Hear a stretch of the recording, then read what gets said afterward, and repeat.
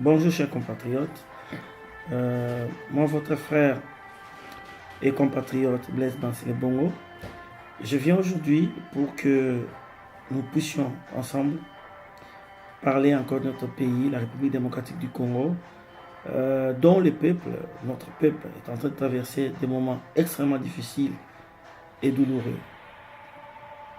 Chers compatriotes, nous avons suivi nous tous via les médias ce qu'a été les dialogues qui viennent de se terminer.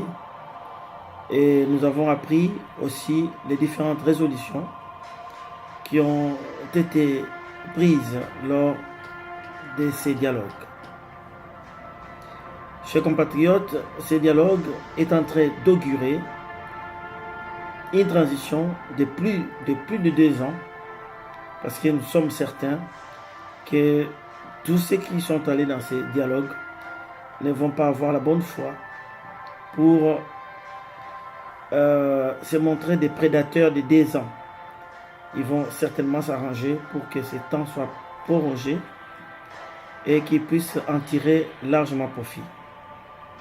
Chers compatriotes, d'après les petites recherches que nous cessons de mener, nous avons découvert que la transition qui va se passer, si jamais les peuples posent obstacle contre ce qui se décide, cette transition ne va pas déboucher aux élections sans passer par ce que nous appelons les référendums.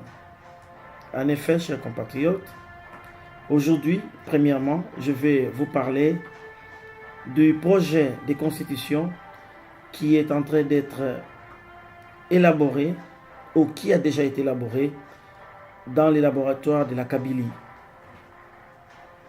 Si vous ne le savez pas, je vous informe qu'il y a un projet de constitution qui sera soumis au référendum déjà l'année prochaine. Pourquoi ce projet de constitution?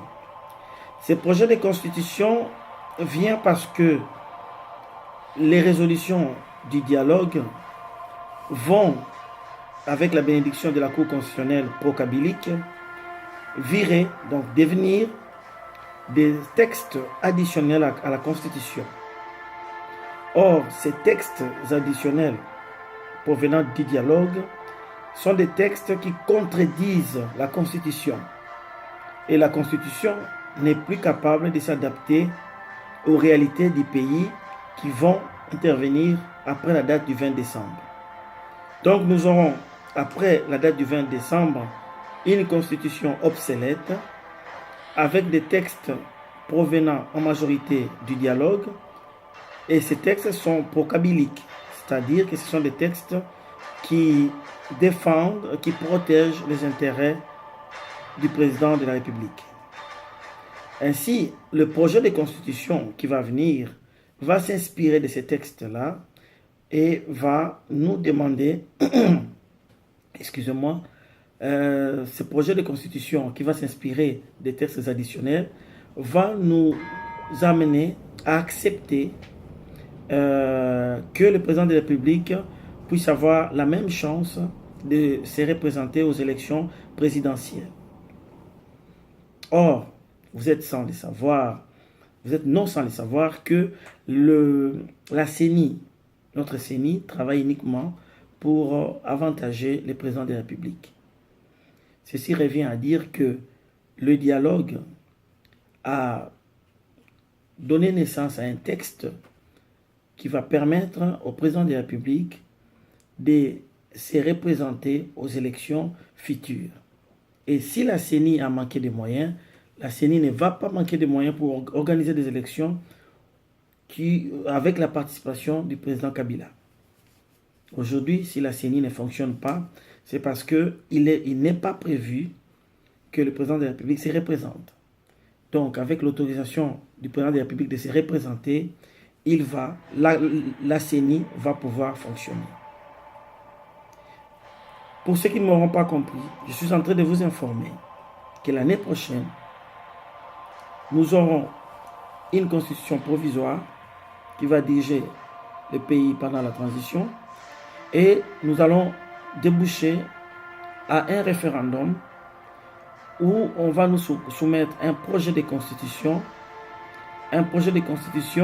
qui annule la délimitation du mandat du président de la République, du nombre de mandats du président de la République. Ainsi, puisque la CENI fonctionne à l'avantage de Kabila, ce projet de constitution va être voté largement, selon toujours les faux résultats de la CENI, et le président de la République pourra se représenter aux élections. Or, Kabila aux élections, avec la CENI, c'est pour qu'il soit vainqueur. Donc, il sortira vainqueur. Voilà. Le peuple doit essayer de penser à cela et de faire obstacle à cette nouvelle donne politique, à cette nouvelle stratégie qui est en train d'être préparée par la majorité présidentielle. Deuxièmement, je vais vous réagir par rapport à ce que l'honorable et l'éminent journaliste Kobe Kimpele a dit lorsqu'il a insinué que le président de la République, le feu président de la République Mobutu, était d'origine togolaise, des pères et des mères. Moi qui vous parle, j'ai étudié dans la province de l'Équateur, j'ai été à Guadeloupe, j'ai été à Mbandaka, j'ai même fréquenté une école où le président Mobutu a étudié, et surtout je connais la famille paternelle du président Mobutu, du feu président Mobutu. Donc ce que M. Kobe Kimpele a dit est une simple fiction. Je sais qu'il aime beaucoup la fiction. C'est une simple fiction. C'est une simple utopie, c'est une rêverie, et il n'y a rien de vrai dans ce qu'il a dit. C'est un scénario qu'il s'est imaginé avec sa source d'information. Non, Mobutu est effectivement des pères et des mères congolais, des tribus Ngwandi. Par contre, comme on dit toujours qu'il n'y a pas de fumée sans feu, moi je vais vous apporter une information. C'est plutôt le président Eyadema du Togo dont la maman est congolaise. En effet, le président Eyadema du Togo, sa maman était congolaise et était mongo. Mon père, donc c'est moi qui vous parle, mon papa, a été la personne qui a aidé les oncles maternels du président Eyadema pour rejoindre leur neveu devenu président au Togo.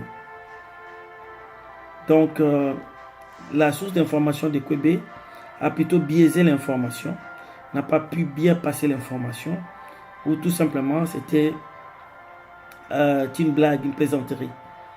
Les faits sont plutôt contraires. C'est le président du Togo qui a une maman, l'ancien président du Togo, le président Eyadema, qui a une mère qui est congolaise et qui est précisément mongo. Voilà, et c'est connu, c'est un fait connu de la famille Eyadema. Maintenant, je vais terminer par dire un petit point sur ce que les gens sont en train de saluer, de vanter et de se préparer à cet événement, le soulèvement populaire. Le soulèvement populaire, qu'on appelle aussi la révolte populaire, qu'on appelle aussi la révolution, c'est un fait très important et c'est un fait qui fait couler beaucoup de vies. C'est pour cette raison que ce soit à Christian Malanga, que ce soit à l'honorable, à notre papa Ngbanda, que ce soit à Fabien, l'homme de Actu expliqué, que ce soit Kervin, vous devez mettre un peu de vin dans un peu d'eau dans votre vin. La révolution ou le soulèvement populaire, ce n'est pas une blague, c'est une question de vie ou de mort, et ça fait tomber beaucoup de vies. C'est pourquoi à Christian Malanga, qui se montre déjà belliqueux, moi je vais lui demander de travailler avec des professionnels, qui bénéficient des conseils des professionnels et qui n'agissent pas en amateur. Parce qu'en face, nous avons un Kabila et les Tutsi Power et son ensemble de pays anglophones de l'Est qui sont bien préparés et qui se préparent bien pour ne pas laisser les pouvoirs qu'ils ont déjà conquis chez nous. Donc, préparons-nous en conséquence, pas avec de l'amateurisme, mais avec du professionnalisme. S'il faut aussi que nous engagions des mercenaires, que nous puissions aussi les faire. Voilà, je m'arrête ici aujourd'hui. Je crois que j'aurai assez parlé. Je vais me résumer en lingala. Bandeko, aneo ezakoya, Kabila ezakokana, asala référendum pour aller que sa constitution moko ekosala ke yatika na bokonzi. To sala nyonso pour ete to telemela constitution wana pe ba projet na yenyo sur kotika na bokondi sans ba élection na suki awa. Merci mingi, Zambia pambola bino, Congo ekene se liboso. Je vous remercie.